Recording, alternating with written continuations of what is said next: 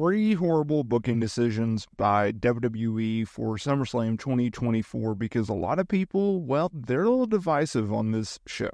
Personally, I thought the first half of the show was really, really good, and then the second half kind of fell off towards the bigger matches. But I look on Cage Match, I look on social media, and a lot of people are sour on this match, or on this pay-per-view event. Sure, you had Cody Rhodes going over Solo Sikoa. You had Gunther winning the World Heavyweight title from Damian Priest. You had the big grudge match between Drew McIntyre and CM Punk. We had the return of the Tribal Chief Roman Reigns. We had Liv Morgan and Dominic Mysterio solidifying their romantic alliance by turning on Rhea Ripley, by having Dominic be the one to screw over Rhea Ripley and have Liv Morgan retain the Women's World title. A lot of good, a lot of bad on this show, and as usual, here on the channel, we're going to get into it. I would like to know your star ratings for this show, 1 through 5.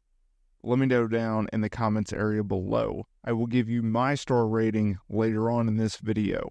Now, at number 3, we're starting off with Braun Breaker versus Sami Zayn for the Intercontinental title. Now, this was a match that I had looked forward to the most in terms of in-ring skill rate, work rate. I thought these two guys could go out there and steal the show in terms of their in-ring ability. We knew that Braun Breaker was going to win the IC title from Sami Zayn. They had Scott and Rick Steiner up in the suites to watch along. It was reported, I had covered, the reason that Sami Zayn beat Braun Breaker at Money in the Bank a month ago was because WWE was saving Braun's big title win for a quote-unquote bigger stage, because people apparently in WWE didn't think that Money in the Bank was as big as SummerSlam. I disagree with that decision, but here's where I didn't like this match. It went 5 minutes and 40 seconds. Now, on Fightful's rundown sheet that they published before the event went live, this match was supposed to go 12 minutes. Now, I'm not saying that WWE PLEs need to go super duper long. AEW already has that. Jesus. Trim those things back a little bit, would you, Tony? But with WWE, they like to have short, they like to have a certain amount of matches given plenty of time, and I thought this match should have given a little bit more time for these guys to go out there and cook. Either way, Braun Breaker goes over in 5 minutes and 40 seconds. You gotta think that they're gonna run it back one more time since he beat him so quickly, but we'll see. That kind of leads us to number 2. What was the second horrible booking decision made by WWE on this PLE? Well, it was Cody Rhodes versus Solo Sikoa Undisputed WWE Championship match. Now, we knew this match was going to headline because we knew that Roman Reigns was going to make his return. That happened, right? We had a bunch of outside interference. You had Kevin Owens, Randy Orton, all the Bloodline members. Hopefully, Jacob Fatu is okay. They got all involved in this match. Roman Reigns, he came out. He was the one that hit the Superman punch. He was the one that hit the spear to Solo Sikoa, and he was the man that led Cody Rhodes to hit the Crossroads and beat Solo Sikoa. Here's the problem. This match sucked. We knew it was going to suck. Going into it, when we're watching it, we're thinking this sucks. Coming out of the show, it sucked. Why are we going 29 minutes? Why are we putting Solo, who is not a very good wrestler, who has gotten over because of this bloodline angle, who is over his skis in terms of his card position, why are we putting him in the ring for 29 minutes? You could have had them go 12 minutes and then do all the run-ins and everything like that and wrap this thing up on a bow in under 20. Why are we going 30? I get it, it's the bloodline. I understand that it's the biggest thing on the show, yada, yada, yada, but Jesus, 29 minutes for a Solo Sikoa match? Are you kidding me? They have got to change that up. Now, number 1, we have CM Punk versus Drew McIntyre with Seth Rollins as a special guest referee. This was a highly anticipated bout on this show. It was something in which I look forward to. This was CM Punk's first singles match in WWE since 2014. He did a callback to his 2013 SummerSlam gear, which was a tribute to Bret the Hitman Hart. It was black with pink and white, looked sharp.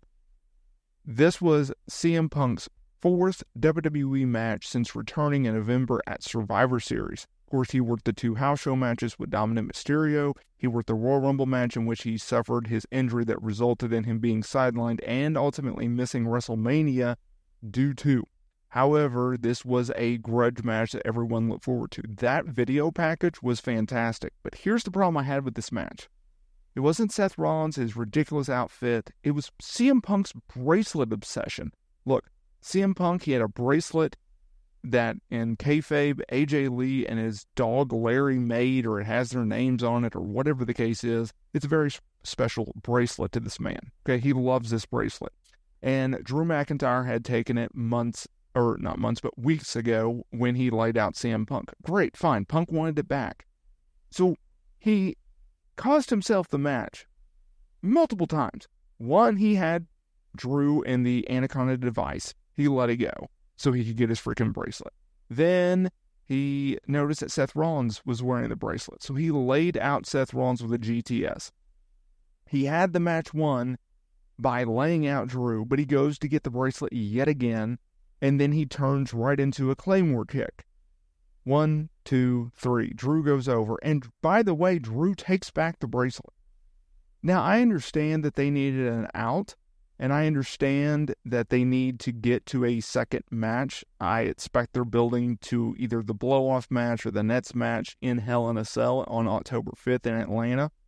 However, and I understand that they could not do the 1997 finish where Shawn accidentally hit Taker in the head with a chair because he was swinging at Brett, because that led to Taker, Shawn at Hell in a Cell, and Brett versus Shawn at Survivor Series. They even did a callback to that, and I understand that they don't want to do necessarily just a copy and paste of it.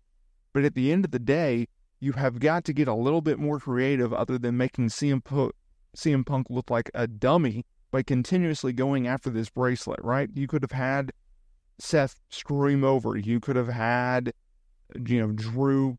At one point in this match, he kicked him in the nuts. You could have had him kick in the nuts, Seth not see it, and then you go like that.